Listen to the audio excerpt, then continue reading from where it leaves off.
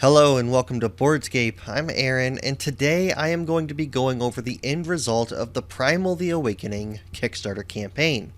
Now, this game did better than I think anybody imagined that it would before this Kickstarter happened, especially Reggie Games. Reggie Games had a previous offering of one game called Elo Darkness, and you can see here that Elo Darkness had 2,300 backers. Now, 2,300 backers to Primal the Awakening's 11,302 backers. Talk about an upgrade. Talk about doing better than anticipated, better than expected. This campaign was good, and I am excited to see what all we added, what all they gave us in both the stretch goals, expansions, and where everybody ended up. Now, as I said, they had 11,302 backers, making over 2 million euro in this campaign. So, where did everybody end up?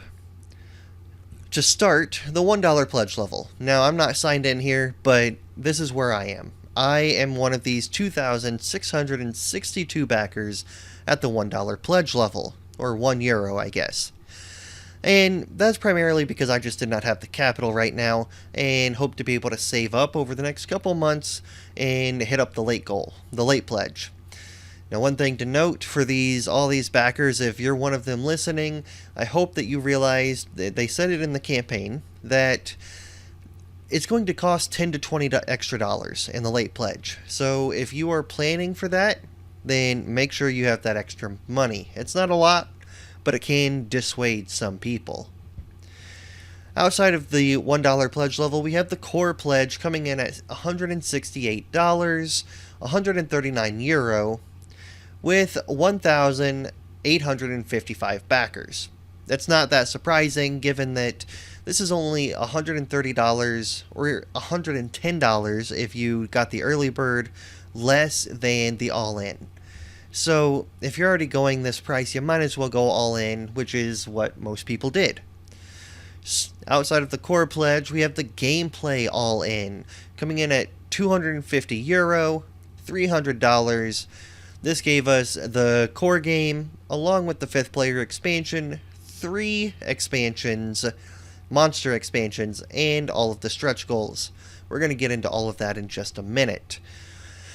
This gameplay all in had 2,479 backers. Not too shabby. The Everything Primal bundle at 350 euro includes the gameplay all-in, along with all of the add-on material that they gave us. Again, we'll look at all of that in just a moment. It had about 1,000 backers.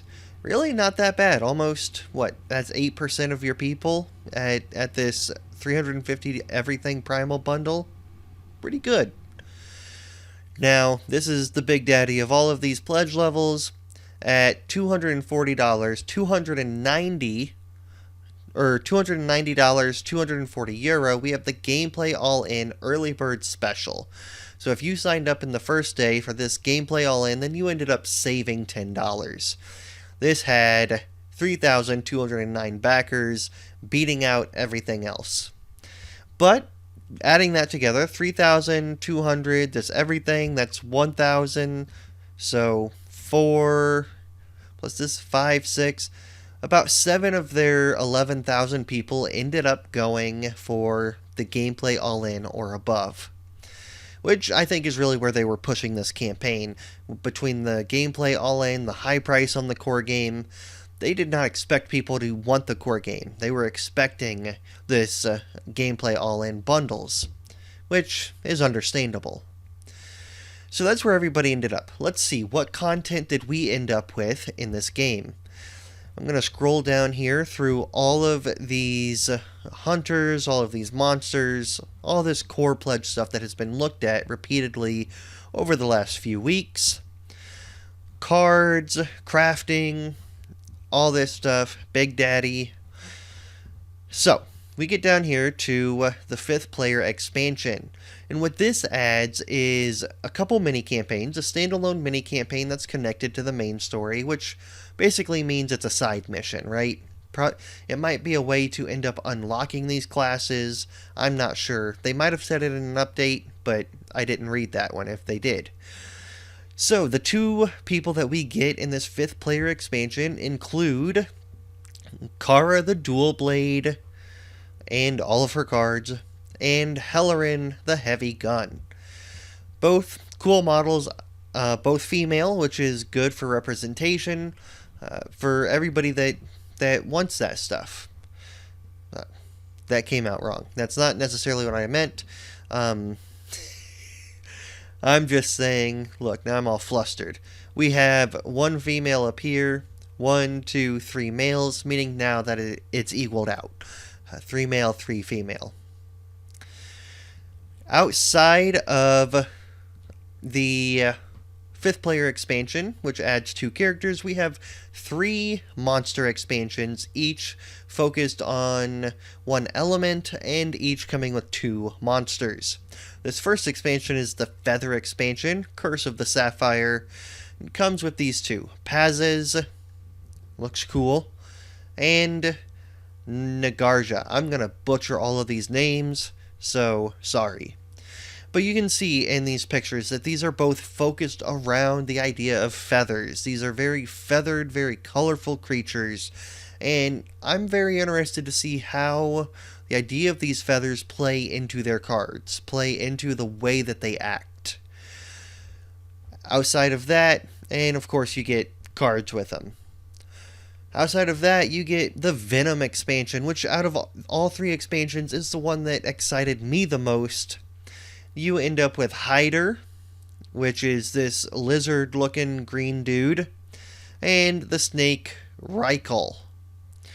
So, again, it's going to be very interesting and fun to see how Venom plays into this, how it plays into the card play. I'm excited to see all of that. Outside of that, we got Borealis Wind, the Frost expansion, which comes with Cercage. Again, I love the color, I love the art. Not necessarily a fan of the model, but that's okay. There's plenty of other good ones. If you like this model, let me know. Otherwise, let me know. What is your favorite model in this game? And his name was Sarkaj, and we have Mamurak, who really does look cool and reminds me of some creatures that I saw back in the day in Borean Tundra, World of Warcraft. That I like that. I like this model. So, we have our pledge levels here and what we get. Outside of that, these add-ons, we have a sleeve bundle. All of the rest of these add-ons will be included in the everything bundle. These sleeves, if you're playing this game, you need to sleeve them. I mean, it's a card game at heart. You're going to be shuffling. You're going to be switching gear in and out of your deck, just trying to make the best deck that you can, make combos, all these things. Sleeve your dadgum games. I'm not going to ever buy sleeves from these things. I personally love Paladin sleeves, and that's what I use for most of my products, or for most of my games. So, check out some Paladin sleeves if you didn't pick these up. Outside of sleeves, we have the art book, Tome of Creatures, which is going to come with all of the art of this game, along with descriptions of the monsters, which, if you like that sort of thing, awesome, this is good for you. We have the neoprene mat for $19, not a bad price. I'm never one to really go in on neoprene mats, but I know that people love them, and I understand why. Outside of the mat, we have the terrain box, which comes with 3D sculptures of all the different terrain in this game. The game actually comes with 2D, I believe it's cardboard, 2D cardboard cutouts of all these different terrain, and this makes them 3D. I'm not a huge fan of this, excuse me, because I'm worried. One, they did not show us much of anything with these 3D sculpts, and I understand they're probably not made yet. But outside of that, I'm also worried with this board. We're already going to have these monsters in the middle. We're going to be moving our characters around the edge, and I'm just a little worried about how convoluted, how much stuff is just going to be on the board with this terrain added. I mean, it'd be easy to pick up one of my models over here and move them down to an adjacent triangle, but if I'm trying to dodge 3D miniature brush or plateaus, it might make it a little more difficult. Again, a side small thing, not a big deal. If this is your thing, awesome. I'm not trying to persuade you against it. I'm just trying to give you a reason why I am a little worried about this $30 terrain box. So, outside of that, those are the add-ons. Stretch goals. I'm going to scroll down here because they give us a little more. So, let's go through the stretch goals day by day. I will start out by saying, I wish these stretch goals were better. I don't feel like there's a lot here, but overall, it's okay. I just personally wish that they would have taken maybe 2 or 3 of these monsters, these creatures from the base game and added them into stretch goals. Instead of getting 3 total in the stretch goals, then we would have had 5 or 6 and it would have been a little more exciting. Like, wow, look at all these awesome things that they're giving us, even though they were already going to be giving them to us, which is honestly the case with all stretch goals. Let's see what we can pick and choose out of the game and just tell people about later. That's what stretch goals really are. So, day 1, terrible for a stretch goal. A lot of people on day 1 were really pissed off about this. They gave us 3 quest cards and 3 rewards for those quest cards, along with 3 new campaign scenarios. But really, when you're thinking about stretch goals, this is not what you're wanting. When you're looking for that big day 1, wow, what did I get? You got a couple cards, and that just doesn't feel good. But they did improve from there. After day 1, they gave us the Nightmare deck for Karja. Now, these Nightmare decks are going to be completely new ways to fight these monsters. Hard mode, if you will. They're going to give you new stances, new behaviors. You're going to think that you know how to fight Karja, and then you fight the Nightmare version, and you're going to get your teeth kicked in, and it's going to be a fun romp trying to figure out, alright, now I'm toothless, how am I going to beat this guy? So, they're going to give us quite a few Nightmare decks throughout these stretch goals, but we're not going to end up with Nightmare decks for everybody. I hope that we do. I hope that they end up changing that and just sort of slipping in the rest, but I don't know if they will. Day 3 was the first day that we got a new monster, and it was the Tarrasca, which is the turtle-looking dude. I like this model. I like this picture. I don't know why, but it just really reminded me of Pokemon, the way that it's a fire turtle. A lot of these guys remind me of Pokemon, which I could definitely see, if this being a hit, having a Pokemon version of this in the future. Don't know how that would work. I'm just spitballing here, but that's something I could back. Now, the Tarrasca is going to come with all of the things that you need to play him, along with the cards and additional things. Contracts, quests, all of that jazz. Day 4, they gave us masteries, 1 for each hunter class. These masteries are going to be ways to improve your game when you sort of mastered that weapon. So for example, it shows you the Sword Master here, where you do this, I don't know what that symbol means, and you draw cards equal to the printed stamina cost of the topmost card of your discard pile. So you master the sword and you become better with it. You can do more. In this case, you can draw more cards based off of what's on the top of your discard pile, which adds a new dimension of playing your cards in the right order to make sure what you want is on top. Day 5, they gave us the Nightmare deck for the Araxin. Day 6, Nightmare deck for the Digerax. Day 7, a new monster, our second of 3 new monsters. It gave us the Zekath, which, out of these 3 new monsters, this is my second favorite. I like that it was a community choice, sort of getting people involved in that decision. He looks cool. I'm excited to paint him. I suck at painting, but I enjoy the process, and I'm going to love looking at that terrible looking miniature when I'm done with it, sitting on that shelf and just trying to destroy it. So, Day 8, we got the Nightmare deck for Jacorus, along with component upgrades. Now they have linen finish on all of the cards, along with an expedition mode, which has been expanded, which I believe, correct me if I'm wrong in the comments, I believe the expedition mode is the one-shot scenarios. So I believe this is giving you more one-shot scenarios that you can do when you get friends over and they're not really a part of your campaign. You're like, hey, I want to play this game. And alright, now you can. Day 9 gave us legendary quests, which was a big upgrade. They gave us one legendary quest along with equipment to go along with those quests when you complete them for every single what's the word? What do you call it? Every single element in this game. So they give you 6 quests and 16 equipment cards in the core game, along with 1 quest and 2 legendary cards for each feather expansion, or for each expansion, the Feather, the Venom, and the Frost, along with 2 legendary quests and 4 equipment cards for the 5th player expansion. So these are just going to be some very hard quests that give you very good loot, but as they said in the update, this loot might also be dangerous.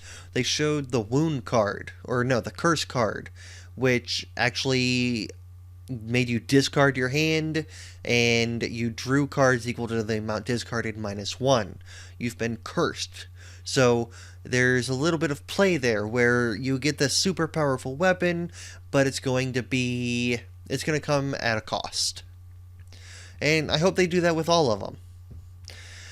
Day 10, they gave us upgraded cards for each of the 6 different hunter classes.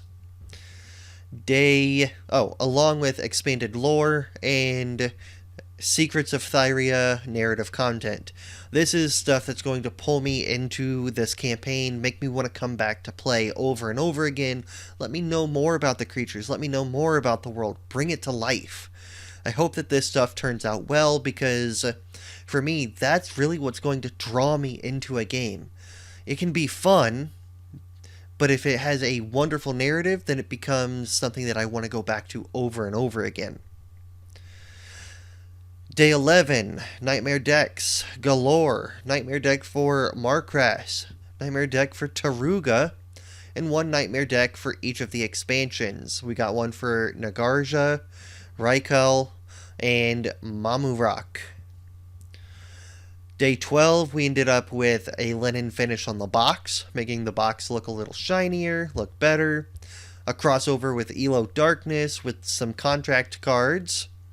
And 3 new legendary rewards based on the eggs of the elders. Day 13 gave us our final extra monster, the Zitharos. Now, this is probably the creature that I am most excited for out of everything to paint, to fight, to play. It's a T-Rex that is white with pink and purple hair. What's not to like there? So the Zitharos looks cool. I can't wait for it. I think that was a wonderful addition, and they did a good job choosing that one to show last, to bring people back in and say, alright, now I want this expansion. Or, now I want to back this for this stretch goal. They didn't just give you all the base stuff, but they went ahead and gave you additional legendary quests and rewards. They went ahead and gave us the Nightmare deck for Zitharos as well. So we're getting everything that we possibly can for this Zitharos, and I am excited. The final day of day 14 gave us a double-sided combat board, which has this additional art on the backside, which is, if I remember correctly, primarily used for the big sculpt, the 125mm guy, the final boss. The stretch goal box is over here. Looks cool. They have the Zitharos on it. Understandable why they waited to show it until last. And it also comes with in-game expedition of the Awakened, along with 2 new final or finale options. So they're giving us different ways to experience the in-game, different ways to go about it, to work towards it, which is going to add to the replayability of this game.